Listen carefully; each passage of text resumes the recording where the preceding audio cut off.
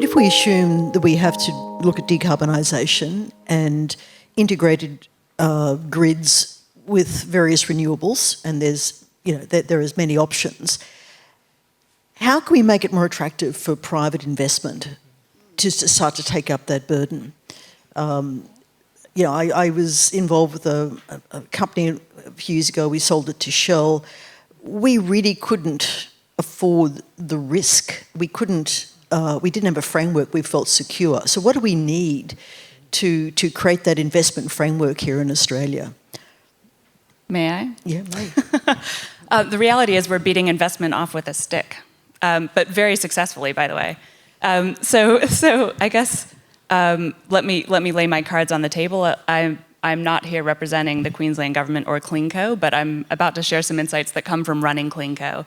And CleanCo is a company tasked with integrating renewables onto the grid to support Queensland, achieving our sustainability targets in a way that still preserves the affordability and reliability of energy, and that actually translates our renewable bounty into regional growth opportunities and specifically employment.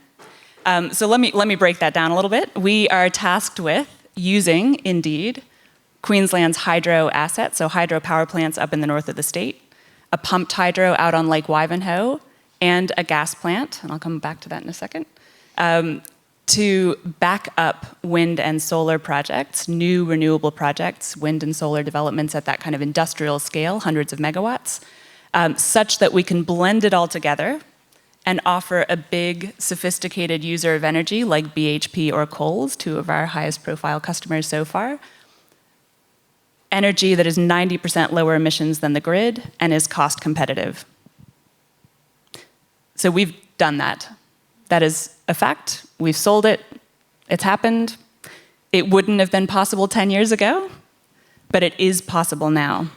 And that represents an absolutely essential tipping point in the uptake of renewable energy around the world, because it is now more economic to have low emissions energy than not. And that's just a game changer, right? And so there are a couple of things I want to point out about that. One is our assets, you'll notice, are very flexible. So the hydros, they work with gravity. You turn them on, and within at most a few minutes, sometimes within a number of seconds, you've got electricity. Our gas plant is very efficient, but it's also quite responsive. So within kind of 2 hours from a cold start, you can have electricity.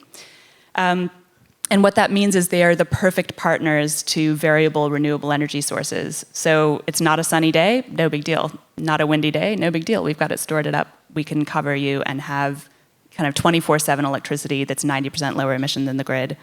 And I don't want to gloss over any of the challenges of doing that at a large scale. We're still a relatively small company. But the fact that we've done it and we are not receiving ongoing subsidies to do that means that tipping point has been reached.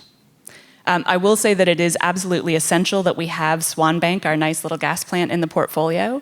There is absolutely no way that we could guarantee 24/7 electricity without it. We would have to build, I think I calculated at once, hundreds of Tesla batteries in order to make up for that one gas plant. And even that's not quite good enough. The reality is pumped hydro and batteries are perfect for storing the sunshine in the middle of the day by pumping water uphill or filling up your battery, and then letting it run down overnight when you need the electricity.